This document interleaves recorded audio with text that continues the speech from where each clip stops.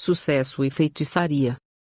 Cuidado que ninguém vos venha a enredar com sua filosofia e vãs sutilezas, conforme a tradição dos homens, conforme os rudimentos do mundo, e não segundo Cristo.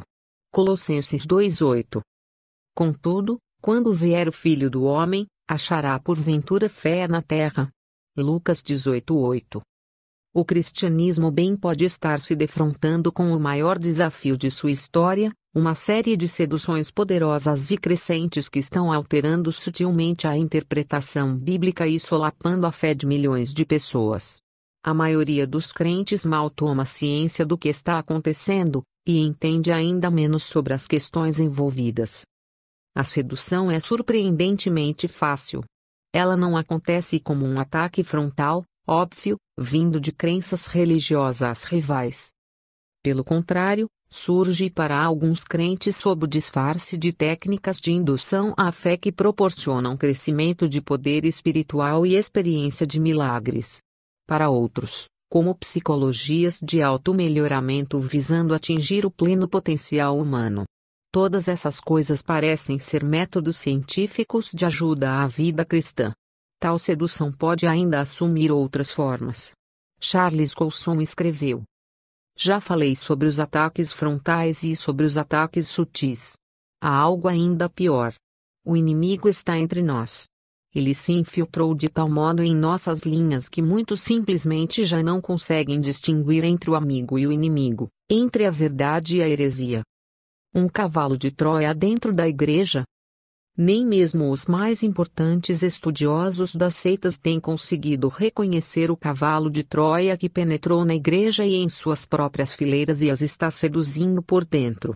É muito estranho que a maioria dos líderes cristãos atuais que, corretamente, denunciam veementemente muitos outros males, pouco ou nada estão dizendo sobre o reavivamento de feitiçaria que está varrendo tanto o mundo secular quanto a igreja. Em muitos casos, esta omissão reflete uma falta de percepção, ou pura ingenuidade, em outros casos, reflete uma falta de disposição em admitir seu próprio envolvimento. Por que isso acontece? Porque a maioria dos crentes está tão desinformada sobre o ocultismo que não são capazes de reconhecê-lo a não ser em suas formas mais chocantes. Além disso, poderes mentais semelhantes estão sendo experimentados e desenvolvidos pelo povo em geral por meio de uma variedade de métodos psicológicos. Tais métodos não são ensinados apenas por seitas esotéricas como a Cientologia, o Fórum, antes conhecido como EST Erhard Seminars Training STE Seminários de Treinamento Erhard, Lifespring, Fonte de Vida, e Silva Mind Control, Controle Mental Silva. São agora o prato principal dos atuais congressos e seminários de motivação e sucesso de atitude mental positiva. A AMP, a capacidade de exercer o poder da mente sobre a matéria não é mais considerada algo estranho ou oculto, e sim parte de um potencial humano natural, normal e infinito que pode ser experimentado por qualquer pessoa que siga certas supostas leis de sucesso. Estas técnicas da nova era não são nada novas. São apenas a velha feitiçaria com novos rótulos. Muitos de seus modernos praticantes, incluindo cristãos proeminentes, parecem alheios à verdadeira natureza do perigoso jogo mental em que estão envolvidos. Feitiçaria, mesmo com outro nome, ainda é feitiçaria, e está por toda parte em nossa sociedade da era espacial, buscando esconder sua verdadeira identidade por detrás de terminologia científica ou psicológica e de rótulos de autodesenvolvimento, sucesso e motivação. Uma das maiores autoridades mundiais no ocultismo em sua história, envolvido ele mesmo com o oculto, Manly P. Hall, declara: há farta evidência de que em muitas formas do pensamento moderno, especialmente na chamada psicologia da prosperidade, na metafísica do desenvolvimento da vontade e em sistemas de técnicas de venda de alta pressão, a magia negra passou por uma simples metamorfose, e embora seu nome possa ter mudado, sua natureza permanece a mesma. Este jogo se chama sucesso. A grande jogada hoje em dia é o sucesso, não apenas lá fora no mundo, mas também dentro da igreja. A humildade está fora de moda e o que realmente conta é a autoestima, apesar de sermos exortados pelas Escrituras a considerarmos os outros superiores a nós mesmos. Filipenses 2:3. Antigamente era de domínio popular a noção de que o pecado fundamental da raça humana era orgulho. Hoje, porém, somos informados de que nosso problema é não pensarmos suficientemente bem a nosso próprio respeito, que pensamos pequeno demais, que temos autoimagem negativa, e que nossa maior necessidade é elevarmos nossa autoestima. Embora Pedro tenha escrito: humilhai-vos, portanto, sob a poderosa mão de Deus, para que ele, em tempo oportuno, vos exalte. 1 Pedro 5:6. Somos exortados a alcançar o sucesso visualizando-nos como pessoas bem-sucedidas. A declaração inspirada de Paulo que Cristo a si mesmo se esvaziou, assumindo a forma de servo. Se humilhou, tornando-se obediente até à morte, e morte de cruz. Filipenses 2:7-8, é agora explicada por Robert Schuller, no contexto do nosso mundo voltado para o sucesso, com o seguinte significado. Jesus conhecia o seu próprio valor, seu sucesso o alimentou. Ele suportou a cruz para santificar sua autoestima.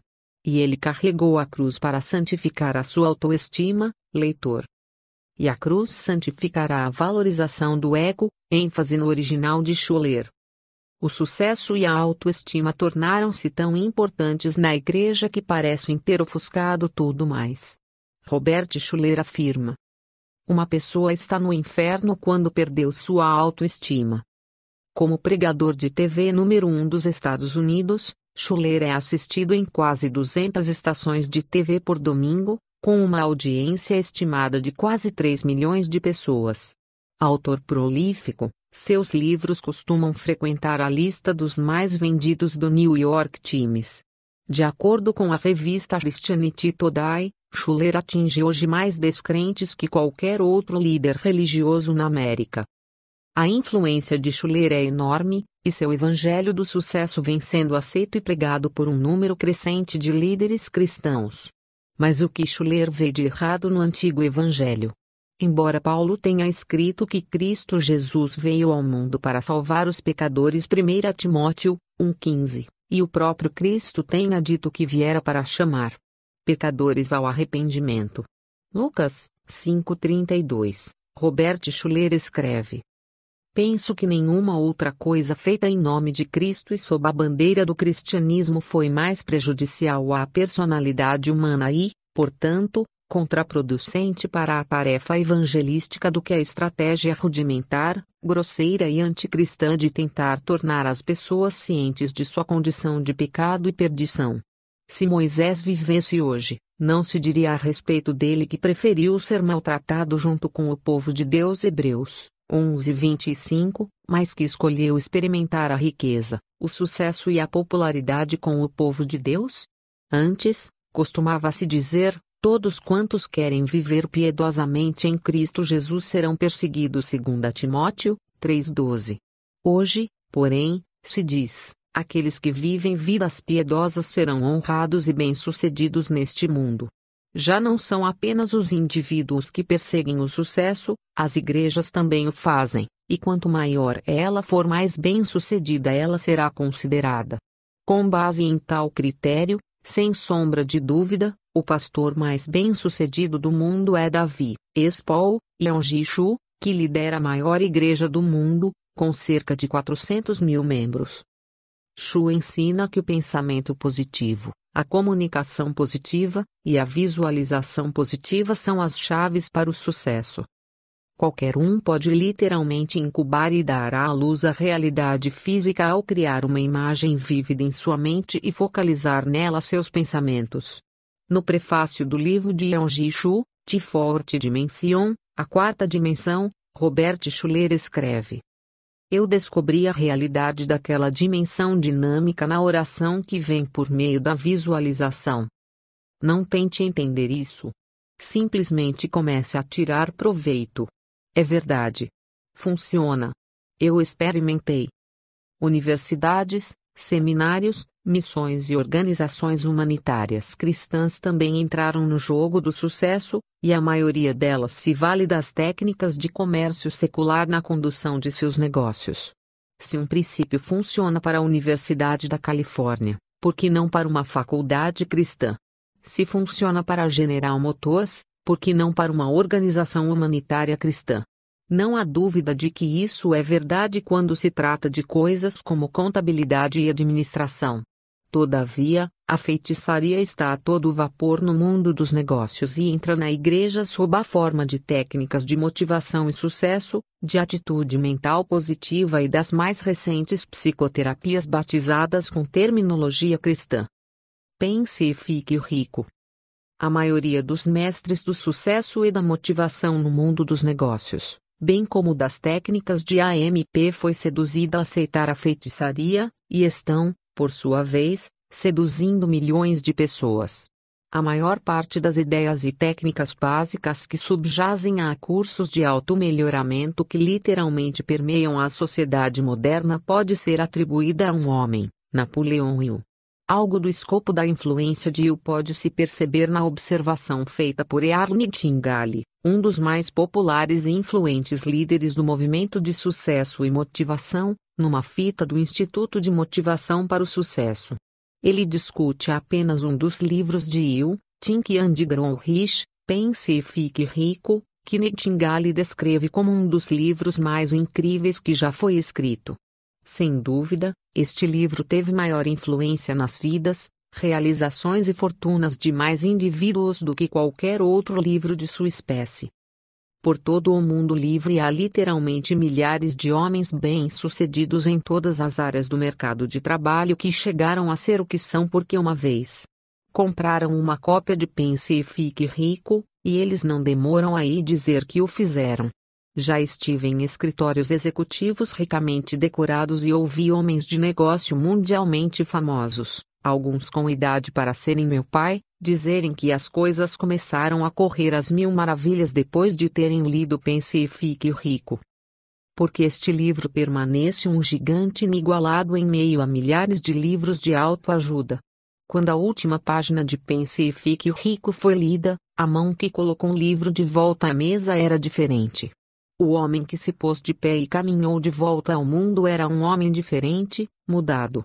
Possui agora o talento peculiar, invisível, de transformar sonhos em realidade, pensamentos em coisas. Antes ele era apenas um passageiro, mas agora era o comandante. O supervendedor e palestrante motivacional Og Mandino, cujos livros venderam mais de 7 milhões de cópias, cita Pense e Fique Rico como um dos maiores livros de autoajuda de todos os tempos.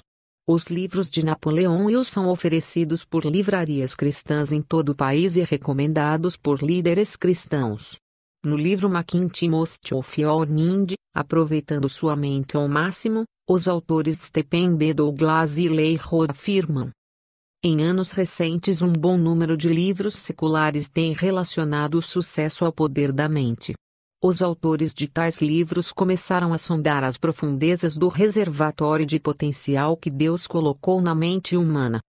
Napoleão Hill foi um desses escritores seculares.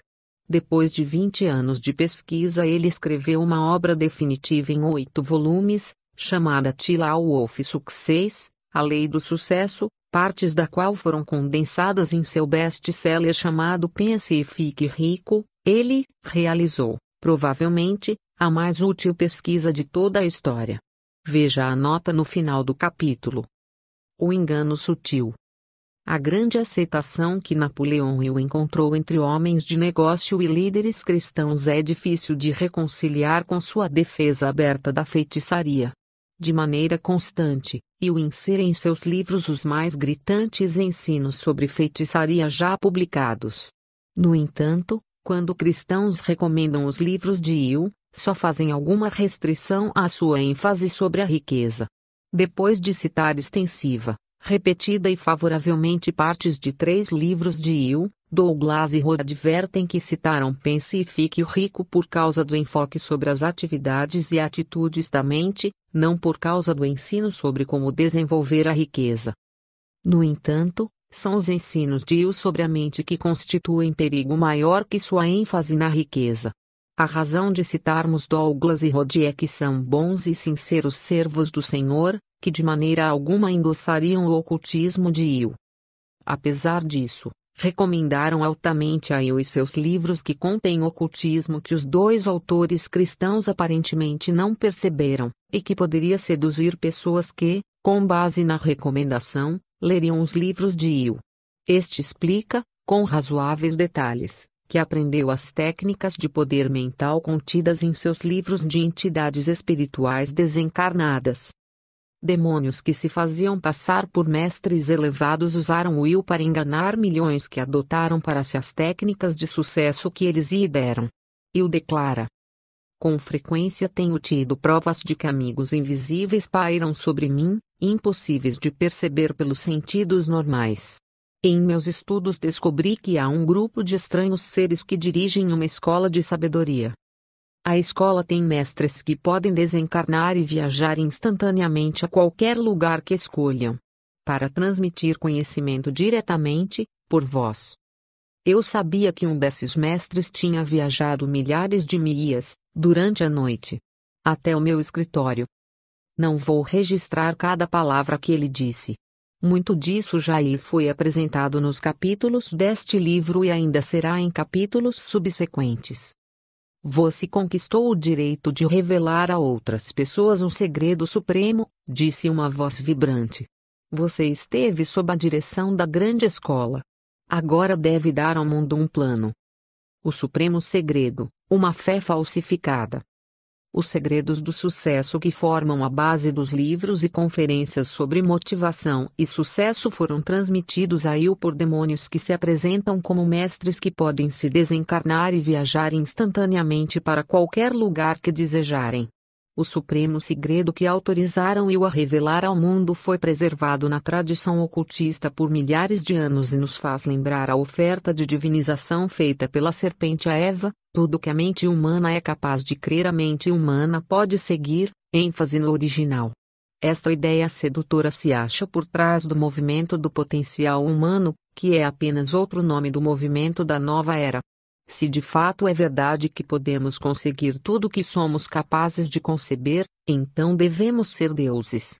Este segredo das eras também é chamado por Will o poder mágico da fé. Sua premissa básica é que a mente humana tem poderes misteriosos inerentes que são capazes de criar a própria realidade, verdadeiramente, profundamente. Creia que terá grande riqueza e você a terá. Esta é a fé falsificada do feiticeiro, e é a base daquilo que o mundo secular chama de AMP, atitude mental positiva. A ciência do sucesso pela atitude mental positiva foi popularizada por Napoleão Hill em Success Through a Positive Mental Attitude, Sucesso por meio de uma atitude mental positiva, que ele escreveu em parceria com W. Clement Stone como um guia para buscar os recursos do grande reservatório da inteligência infinita, no qual estão guardados todo o conhecimento e todos os fatos, e que podem ser contatados por meio do subconsciente. A AMP ainda é o cerne do maior número dos atuais métodos de sucesso. Foi Will quem lançou esse alicerce, e ele explica. A AMP é um catalisador que faz funcionar qualquer combinação de princípios de sucesso. A AMP atrai a boa sorte. O sucesso é obtido e mantido por aqueles que tentam e continuam a tentar com uma AMP. Esta é uma lei universal, que traduzimos em realidade física os pensamentos e atitudes que guardamos em nossa mente, não importa quais sejam eles. Longe de ter como objeto de sua confiança um Deus gracioso, amoroso e soberano, este poder da fé capacita aqueles que nele foram iniciados a ordenar forças obedecerem seus pensamentos. Se qualquer pessoa pode fazer um milagre acontecer, já não se trata de um milagre de Deus, mas de feitiçaria, e o homem está assumindo o papel de Deus. Não são apenas os liberais que estão caindo nessa armadilha. Ben Patterson, pastor presbiteriano de Irvine, na Califórnia, observou. Recentemente, os evangélicos se tornaram mais liberais que os liberais, adotando livros de autoajuda, pregações de pensamento positivo e evangelhos do sucesso. Qualquer pessoa que imagina que, por pensar certos pensamentos ou falar certas palavras, obrigará a Deus a agir de certo modo está envolvida com feitiçaria e, se não estiver assumindo o papel de Deus, está pelo menos tentando manipular a Deus. Charles Capps, um dos líderes do movimento da confissão positiva, disse: "Isto não é teoria. É fato. É uma lei espiritual. Funciona todas as vezes em que é aplicada corretamente. Você as coloca, as leis espirituais, em movimento pelas palavras de sua boca, tudo que você disser, isso virá a acontecer." Yang Jishu declara: "Pela palavra falada nós criamos nosso universo de circunstâncias." Você cria a presença de Jesus com a sua boca. Ele está preso por seus lábios e pelas suas palavras. As similaridades entre o que estes líderes cristãos ensinam e o segredo supremo dado a eu pelos demônios para compartilhar com o mundo é, pelo menos, altamente inquietante.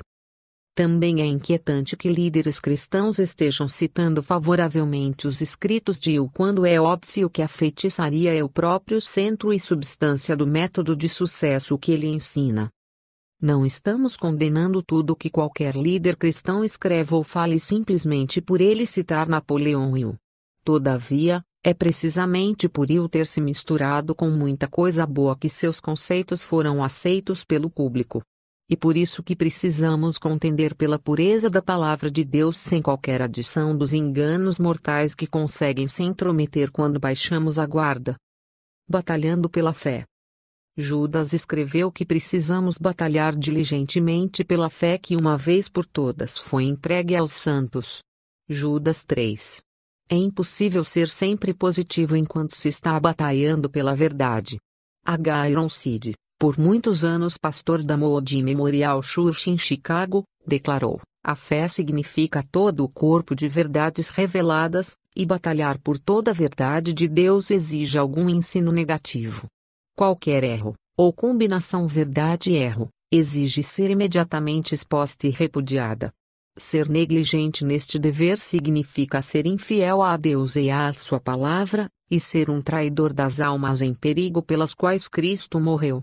Davi Wilkerson, pastor, autor de renome mundial e fundador do Desafio Jovem, já disse: "Há um vento mau soprando contra a casa de Deus, enganando multidões do povo escolhido de Deus. É um desvio doutrinário baseado no livro de Napoleão Hill, Pense e Fique Rico. Este evangelho pervertido busca transformar homens em deuses. É-lhes dito: seu destino está no poder de sua mente e tudo que você crer será seu. Fale e produza a realidade. Sucesso, felicidade e perfeita saúde são todos seus. Se você apenas usar sua mente de maneira criativa, transforme seus sonhos em realidade usando o poder da mente.